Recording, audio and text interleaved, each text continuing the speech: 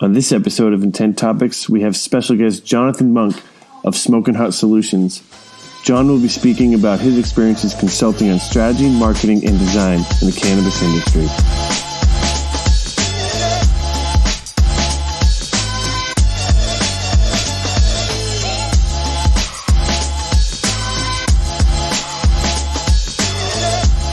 Hello, everybody. Thank you for tuning in to Intent Topics today.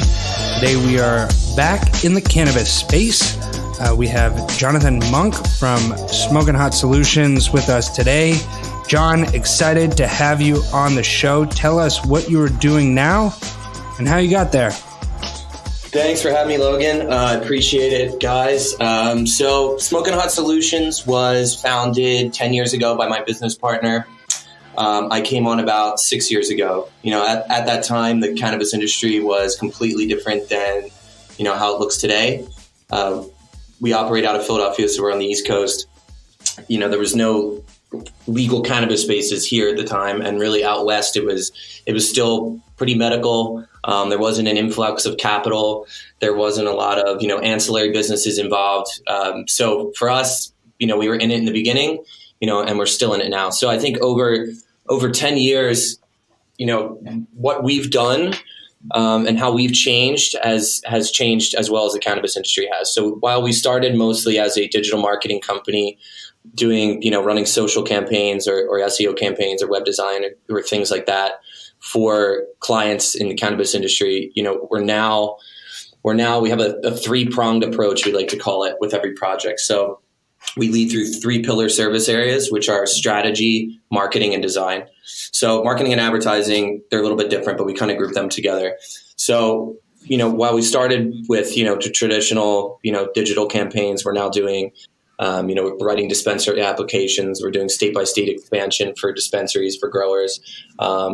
We work with, we launch a lot of products. We develop go-to-market strategies, general marketing plans and marketing strategies for consumer product brands or dispensaries or things like that. And then, we now have a full design team as well. So we're designing, advertising campaigns, whether that's billboards, magazines, anything digital. We have a photography and videography team now. So we've just grown a lot from starting at my partner's dining room table to now having a team of 13 people here with various different skill sets and kind of a unique take on the industry. There's some other companies that are doing similar things to us, but there's like cannabis branding companies or cannabis PR companies, but we haven't really seen anyone. And I think this is what makes us unique, is take our consulting first approach, where we can come in and we can help with strategy, but we can also help with, marketing, and we can do all of your design and anything else we have kind of like unique partners for. So, yeah, I love that.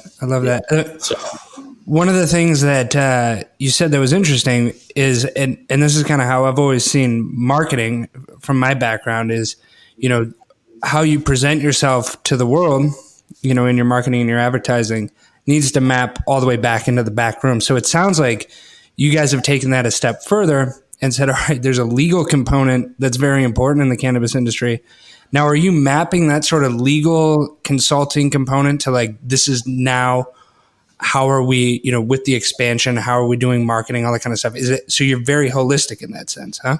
Yeah, absolutely. Absolutely. I think you have to be with any approach, right? I think that's kind of the best way to do it. It makes sense. So very cool. Very cool. So what got you into the industry? Let's get the background out. So what got you into the industry? What kind of excites you about it? So prior to, being into the industry, with Smokin Solutions, I had a electronic music concerts company. So I was booking kind of large international touring DJs and putting on shows around the United States and in Canada. So I did that for about 4 years. And then I sold the business to my business partner, my part of the business. And then I got into the cannabis industry. So I met Claudia. It was, who's my business partner now for Smokin Hot. And it was, the synergies were there and the industry excited me. It was so new. It was so fresh. And it still feels that way 7 years later, right? It still very much feels fresh and new and exciting. There's the landscape of everything is constantly changing. And you even look at the the CBD industry in particular. So you must have seen a lot of companies in trying to do what you were already doing kind of arrive out of nowhere, huh? A lot of that. So, I mean, to be honest, a lot of companies will come to us after working with other people who say they have a marketing firm, within the industry, but it just doesn't work out. So we get a lot of that. We got, people just being like, hey, we've done it before, but, it didn't work out with their company. Why are you guys different? And, and then we go why we're different, and we show them and stuff. So not necessarily, it's probably become more competitive, but it's also allowed you to show your stripes, right? And, I that's think, cool. And something I like to tell a lot of these, because there's a lot of CBD companies now popping up, both from white labeling is pretty popular. Everyone wants to have a tincture company or an oil or, there's just so many of them that approach us on a daily and a weekly basis that we have to really, nail down to them that you have to differentiate yourself in the CBD market, because everyone's trying to do the same thing, and we can tell you because we see it. People are coming to us asking for branding for a CBD company, but what's going to be different, right? Full spectrum organic isn't a differentiator now. Everyone's doing it, so your product offering has to be really different. And I think that's been interesting and fun for us, because we've had the ability to work with some, really cool, really creative, fun CBD companies who have unique product offerings, and we're helping them stand out for that reason. Oh, that's cool. Yeah, we actually have a client in the pet space, their branding agency, and a lot of the messaging for them is around brand parity in the pet industry, right? So you kind of see that in CBD, right? There is definitely this like look and feel that you see. It's like, oh, another CBD brand that looks the same. You see a lot of that. Exactly. There's a kind of a side project that I'm working on. We're starting with Philadelphia, obviously, because we're here, but we're going to be opening a CBD retail store in the city. And then we're going to scale the model. So I'm doing it with a couple of our dispensary clients who are now part of mine in this kind of CBD initiative. But kind of the unique take that we've done, just kind of running a creative agency, and what I've learned is that we're heavily curating, the product offerings that we have, right? Because branding is so important. I don't think there's any real brand loyalty within the CBD or cannabis market yet. I mean, there's some of it, but really people are going to walk into the CBD store and they're going to buy the product that looks the best, right? And also is at a fair competitive price. So I think the products, having a heavily curated store is going to help, sell those brands. And that's what we tell the companies we work with. It's just branding is really important. Yeah. So that's funny. I was just about to ask you if you were given, an investment, what would you build for a company in the space? And that answers that. Yeah. Cool. Yeah, sweet. So, talk to us about this concept of how busy everyone is in the space and regulations changing, and everyone's between growth and regulation change and just the rush. Like, what's your experience of kind of observing this, and how are you managing that with your clients? Yeah, so that's something that we experience firsthand, and there's kind of two topics I'll touch on about this. So. And they both have to kind of relate to a dispensary. So one being working with various different Department of Healths in different states. So the regulations or what they enforce or what they don't enforce constantly changes, right? So when you're filling out a dispensary application, like right now we're doing dispensary applications for New Jersey and Missouri because they're coming online. So once the dispensary applications released, you have 1 month to fill it out and send it back, right? That's not a lot of time for 100 to 150 pages, right? So you see a constant scramble of everyone, especially our clients, they're trying to run their current dispensaries, but now they have a month to get these other applications in, and it's just like, it's madness. So everyone's running around trying to get these done in time.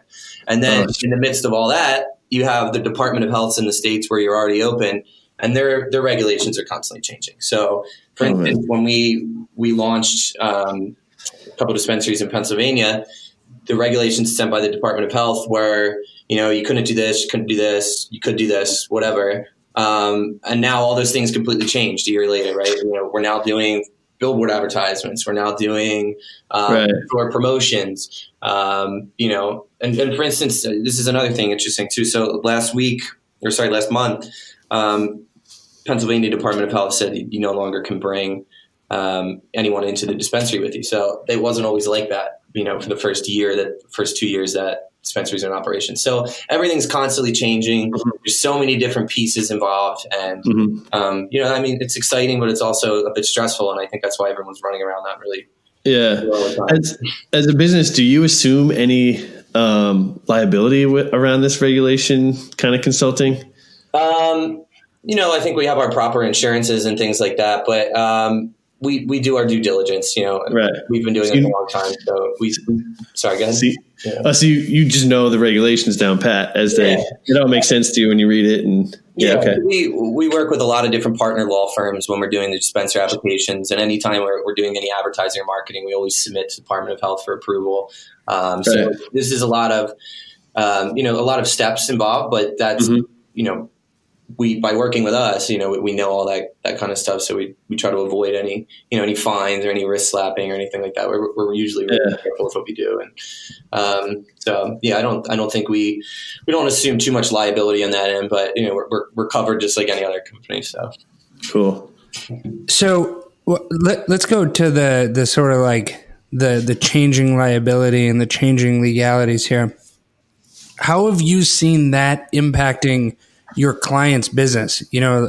For instance, I think anybody in the industry knows, like, California over the last 12 months has just decimated some brands' products. Like, they just had to pull it off the shelf. So what are some things that you have seen, and what are some things that or ideas you have about how to mitigate, the sort of disruption that can happen with these legal changes?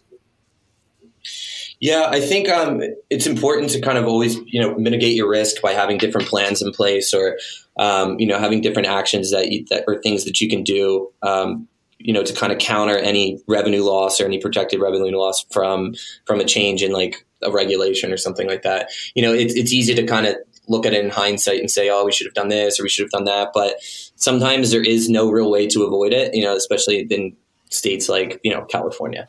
But then other times, the changes, they're not anything drastic. And, if you have a smaller dispensary or smaller dispensary chain, they can be more nimble, which enables us to be more nimble. And we just kind of cater or, our updated marketing strategy around that.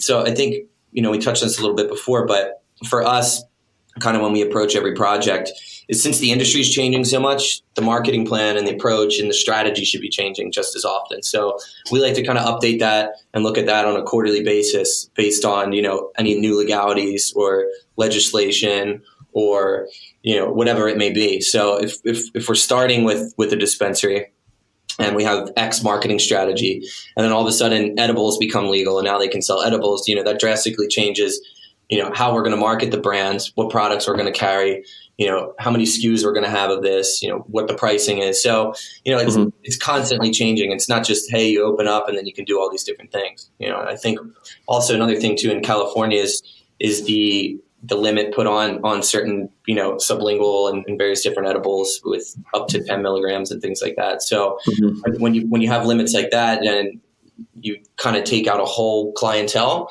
So a clientele that's looking for a larger milligram dosage is no longer going to be able to buy your product. So I think that has really hurt brands as well. Oh, interesting.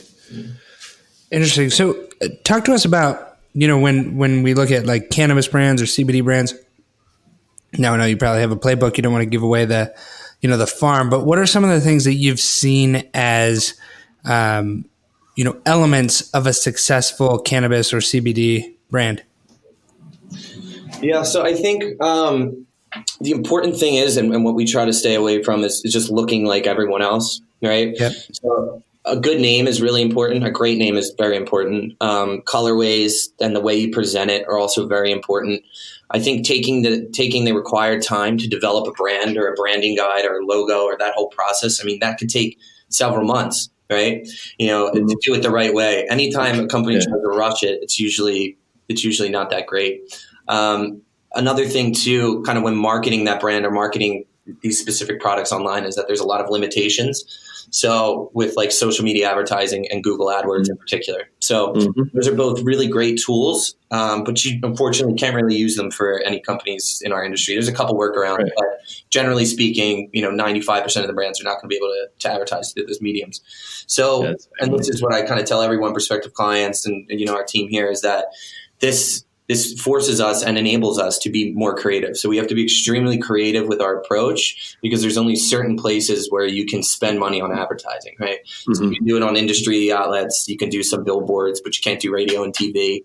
So I think having to be really creative to kind of drive that inbound and drive people's, engagement with your products through like social media or through, any of the various different channels, but that's all built around a strong brand. So having that strong brand and then, working to gain people's attention is pretty difficult, but there's certain ways that you can do it and be very successful with it at the same time. That's interesting. So the cannabis industry is creating like a renaissance for the billboard industry.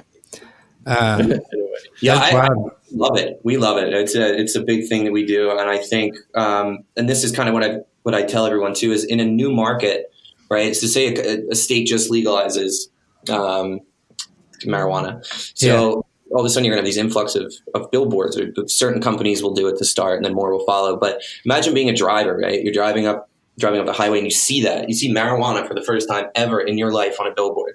Everyone is going to see that and everyone's going to remember it. In California, it doesn't have that same impact anymore, right? Right. Yeah, Weed Maps did that in Boston, hardcore. Yeah. Weed Maps has a big campaign right now they're doing with Clear Channel and a couple other billboard companies, but especially in new markets, it's just that word marijuana or cannabis that people see for the first time. It's like, it's incredible. Everyone will talk about it. Everyone will send it to each other. I saw a clever ad campaign by Ease. Have you heard of that company, Ease? They're it's like basically like Uber. Yeah. So they were showing just kind of like regular people.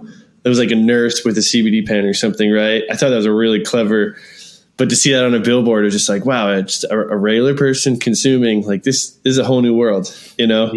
I really like that campaign a lot. They did, there was a couple different ads they ran as part of that campaign. So one of them was like, it's 420 somewhere. Another one was like pizza delivered, but marijuana or something like that. It was just really creative, really cool, really impactful. And they accomplished that through just, I don't know if you guys have seen the billboards, but a solid color billboard with some text over it. And that's really impactful. And I firmly believe in the effect of how that worked. And I'm sure they saw pretty good return on that. Yeah. And they also had like vehicles with the traveling billboards. I saw those in, like the taxis. Yeah. It was like a truck. Yeah. Yeah. I love their advertising campaigns there. So what do you, oh, sorry. What do you see in social, I've done quite a bit of social advertising, not in the cannabis space, but you kind of have a predictable ROI, net of everything in a campaign if you do it right. So what are the kind of returns on investment? Like what are the economics on a billboard? Yeah. So I think anytime that we've ever done kind of a billboard campaign, if say a client has $50,000 a month advertising budget, right? So billboard comes in at 10 grand or 5 grand, whatever it may be. There's so many different things that we're doing within that month. So with any print, it's always going to be harder to see the ROI than it is on digital, right? Sure. So you only have the statistics that the advertising companies giving you, like 1 million people pass this a day, right? So out of those 1 million people, then you start to factor in, okay, if it's a medical market, and 50,000 people in the state have it, then you're going to have 1,000 people a month that are going to pass it in the medical market or whatever that may be. So you try to measure it in those terms. And then, if we're doing like print and we're doing that and we're doing digital and we're doing everything at the same time, but then we see like an influx in sales increase, then we know that it's working, right? If not, we'll change things up. Also, a lot of times, especially with our really highly engaged brands, people will let us know when they see stuff from us. Be like, oh, I saw your billboard, or oh, I saw your ad in this magazine, or oh, I saw your story here. And that feedback is really important to us as well. So any of our brands where the community feels really highly engaged, we get a lot of feedback from them on our advertising, and if it's working the way that we want it to. Very cool. Interesting. Yeah, that's crazy. I never thought of like billboards as being a viable, because I'm a millennial, right? So everybody targets me through the internet, So yeah, right. Yeah. So cool. So what kind of opportunities do you see in the next 12 months in the cannabis space? Like what excites you when you come into work or when you're driving home? Yeah. So for us, these past, I'll say 2 years have been the best 2 years from us. We've seen, more growth over the last 2 years than we did in our first 8 years in business. So that's a testament to, how far we've come and how we've grown as an agency and what our offering is, but also a testament to the growth of the industry, right? There's so many companies and opportunity, and really it all stems from the influx of capital. So you just have business people that were involved in various different industries are now coming in and looking for investments, right? So coming with that investment are new brands, but also coming along with that is consolidation. So specifically when you look at marijuana cultivators or growers or dispensary chains, I'm not sure if you guys pay attention to kind of these financial deals that have been going, but they're now in the hundreds of millions, if not billions of dollars, some of them. It's not. So it's where else, what other industry can you see that, right? There's just so many brands and opportunity and money to be made and successful companies to be had. It's extremely exciting. The last time it happened was like the .com boom, right? It was probably the last. Yeah. It's also to me, it's a really unique moment in time. Like we're literally watching prohibition end right in front of us, right? And it's like the .com plus prohibition, right? Yeah, and to go off that, people, especially younger, the younger generation, they're going to come up not ever having known that marijuana was illegal at some point, right? I know. As like my 3-year-old saw a phone booth like a couple of weeks ago and was like, "Dad, what's that?" I was like, "Oh my God, that's hilarious." Yeah. Right. Like that, or when kids will be like, "Oh, you didn't have cell phones?" Like I didn't have a cell phone until I was like 16, probably. Yeah. I was in college. Yeah. Yeah. I showed somebody a dial tone. I think she was like 14, and a dial tone, didn't know what it was. Oh, no way. Yeah, it's like my little niece or something. Yeah, I was like, what is that? People don't have phones. That's another reason too. It's like the landlines are gone. It's just everything has changed so much, Yeah. Right. So John, what keeps you up at night in the cannabis space? What scares you? So I think some of these companies, they're trying to grow too quick, or they're trying to become something that maybe they're not. I think the valuations, kind of from like a stock market end, some of these companies are extremely high. So I'm always kind of constantly, a bit worried about like a bubble or what that might look like, right? Does that look like a lot of companies going out of business? People don't need this or people don't need that. I think for, in any kind of like bubble market, if the bubble pops and, the revenues are down or whatever, consulting companies are usually they'll say, are the first ones to go. So for us, that wouldn't be good. Right. Not that it's not going in that trajectory, but it could eventually, the market won't be growing as quickly as it is. But I think we've done a good job to kind of cement ourselves with some really, really concrete relationships with big players and starting companies. And so we're trying to, we mitigate our risk from our business end as best as we can. Sure. Yeah. Well, so that leads into, so what do you think the next 12 months look like for you guys and yourself, really? Yeah, so I will.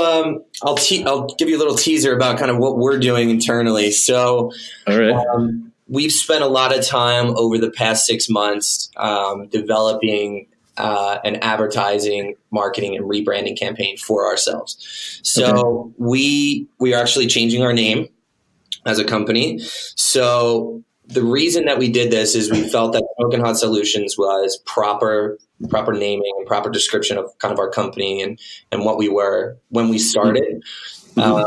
But just like with any business or any industry, it's good to sometimes look back and say, what can we do better? How can we change? And I think going through a rebrand, which hopefully will launch kind of first week of September, we're kind of in the late stages here, but it's really important for us because our offerings have changed and the way we sell ourselves has changed and the way we, we're partners with a lot of these companies. It's just, we have changed so much, right? We have this strategy first approach, and then we have our advertising, marketing, and design departments. So we offer so much more behind that too. We have some banking solutions that we offer. We do some interior design stuff. There's a lot of different things. So we're rebranding ourselves as kind of a consulting group more than just a marketing company. We're not just a marketing company. We're not just a branding company. So over the next 12 months, we're going to be launching our new brand, hopefully next month, looks like.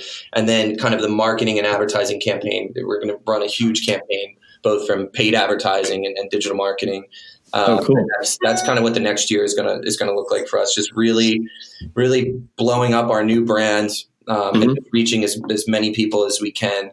We're trying to get involved in every state that's legal, both with the plant and the dispensary end. And then we're trying to expand our reach in Canada. So right now we have clients in Vancouver, Montreal, and Toronto. Yep. And we're trying to expand more there as well. So with this rebrand for us and this advertising campaign, hopefully we can attract, that next level of those companies that are doing $10 to $50 million a year. It'd be great to work with a lot more of those. So. Yeah, wow, sounds like a big project. Cool. Yeah, it's been quite the end of the day. I bet. Yeah, you heard it here first. Yeah, I can't wait to see it. Exactly. Yeah, you guys are the first to hear. We've kept it hush hush. So now we're in the final stages. So I figured it'd be a good time. Nice. To it up. Nice. Awesome. Well, since you're releasing sensitive information, any other parting words before we wrap up? Yeah, I think, for anyone who's listening and wants to get kind of into the cannabis industry, take the jump. That's what I tell everyone. It's so exciting. It's so fun. It's interesting. It's different than anything that, I've ever experienced, with any other industry or any other business. And it's just really cool. So I think, more people should get involved. It's awesome. Yeah, it's an exciting time. It's a once in a lifetime, really. Once in a century. Yeah. Yeah, really. Yeah, I don't know what something like this is happening. It was like the 20s when Prohibition, came about. But how trade with South America, they started sending up. I think it was rum and like a bunch of other things. It's the same thing, right? Alcohol sales boomed. Now marijuana sales are booming. So. Right. Yeah. It's awesome. So. All right. Cool. Well, this wraps up this episode of Intent Topics. I'm Chris Battis. And I'm Logan Kelly. Thank you so much for stopping by. Please give us a follow and a subscribe, as well as give us a 5-star rating on Apple Podcasts, if you'd be so kind. We will see you next time. Cool. Take care.